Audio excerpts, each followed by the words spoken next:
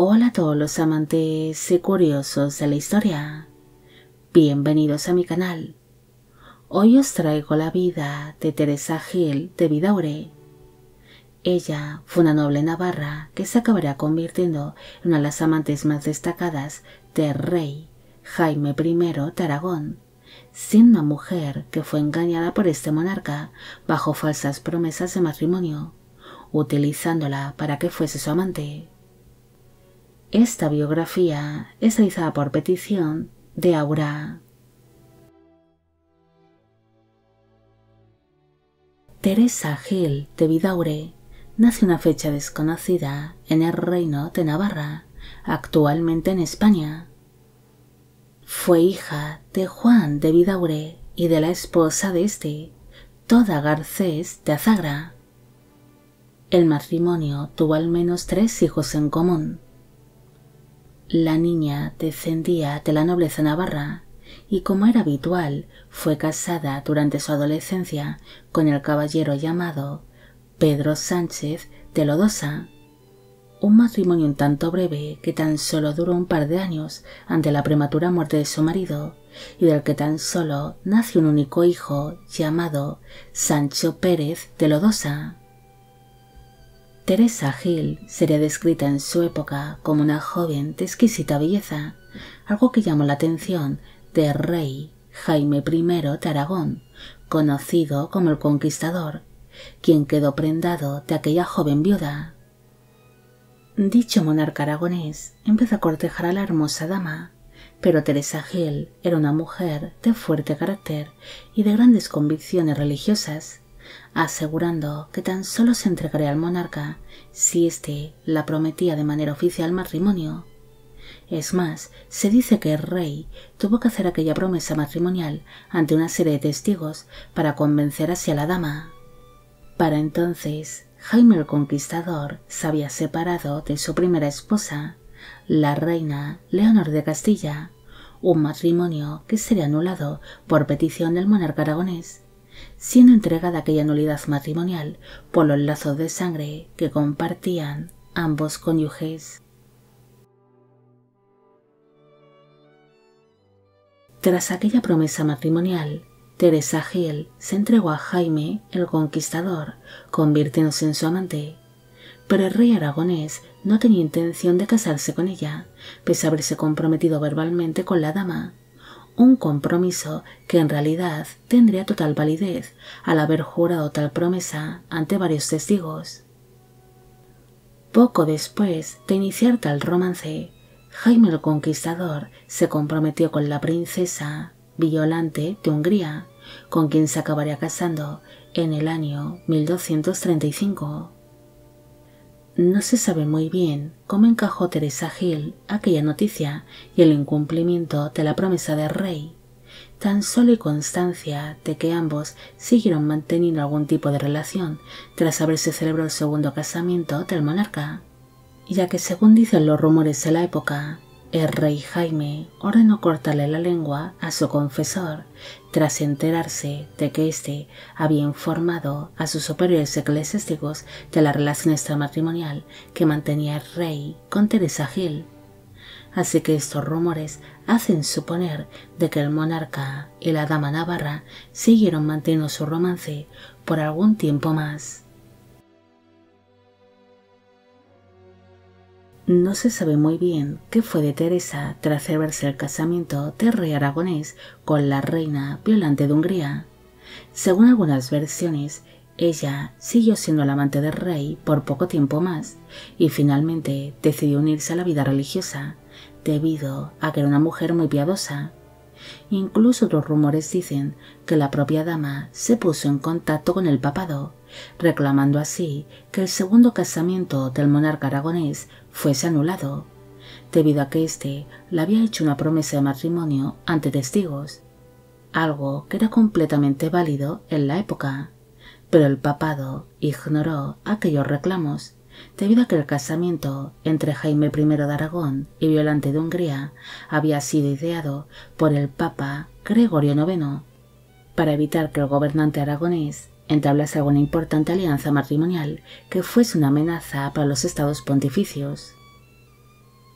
En el año 1251 falleció la reina Violante, y como para entonces ambos amantes eran viudos, retomaron su relación en el año 1254, empezando a convivir como matrimonio, algo que sería autorizado por el propio papado ante la promesa de casamiento que había existido entre la pareja. Pero pese a que su unión carecía de validez ante la Iglesia, sí sería una unión aceptada socialmente. Como muestra de su compromiso, el rey Jaime entregó a Teresa Gil el castillo de Jerico en el año 1255. Después la entregaría a distintas villas como Alcublas y Liria, entre otras. Tras su reconciliación, la pareja llegó a tener 2 hijos en común.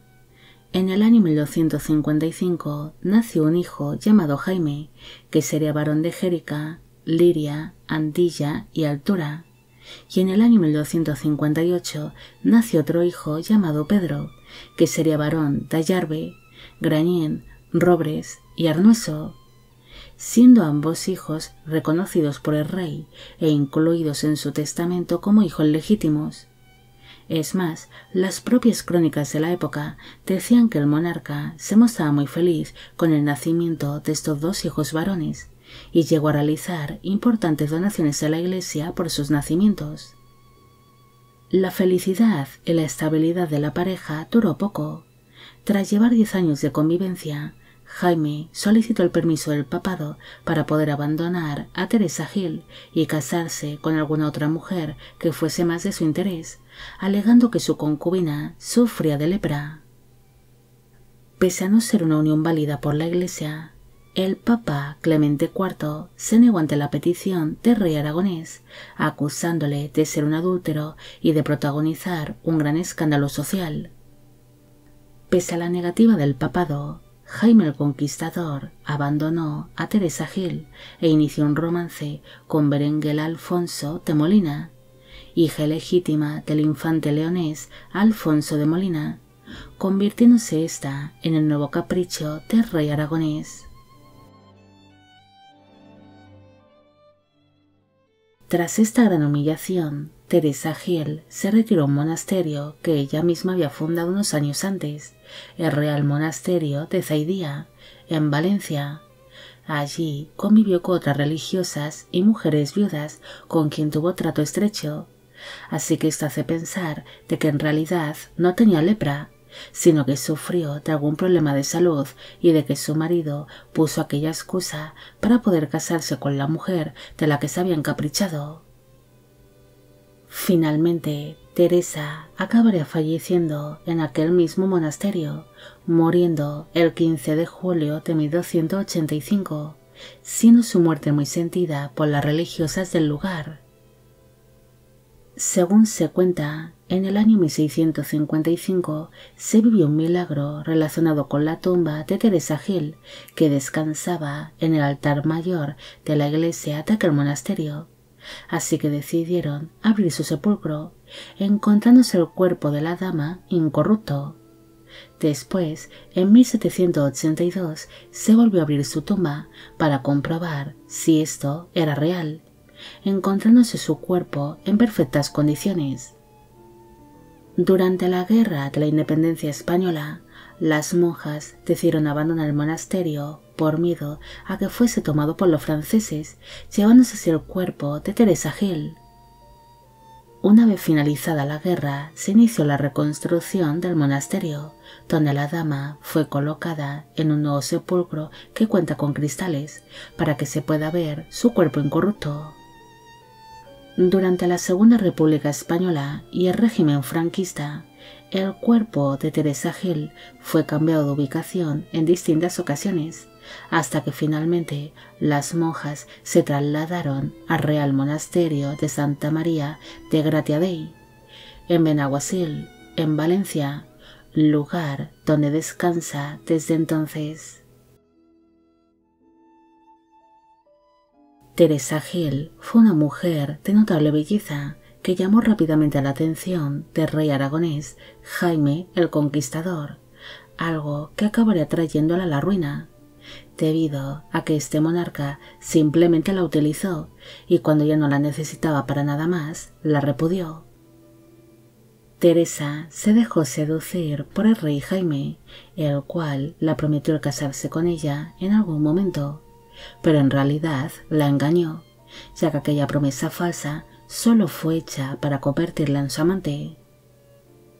Tras enviudar el rey, ambos amantes reanudaron su relación, conviviendo como un matrimonio, algo que parecía simpatizar a ambas partes, tal vez bajo la promesa de un nuevo casamiento que jamás se llegaría a cumplir. Pero finalmente Jaime el Conquistador se acabaría cansando de Teresa, ya fuese por la mala salud que ésta estaba sufriendo para entonces o porque se encaprichó de otra mujer, poniendo de excusa que su concubina padecía de lepra, algo que es bastante cuestionado por diferentes historiadores, siendo así repudiada y humillada por el hombre que un día la prometió casarse con ella. Bueno amigos, llegamos al final de la vida de Teresa Gil de Vidaurre. Espero que os haya gustado esta historia y espero a que Aura también. Como siempre, agradeceros todo el apoyo que recibe el canal. Mil gracias por ver los vídeos que voy realizando y quisiera agradeceros de corazón el que forméis parte de Biopic Channel. Hoy me gustaría saber qué os ha parecido esta historia y si conocéis a otras mujeres que, como Teresa, hayan sido engañadas para ser utilizadas como amantes. Y con esto me despido. ¡Hasta la próxima!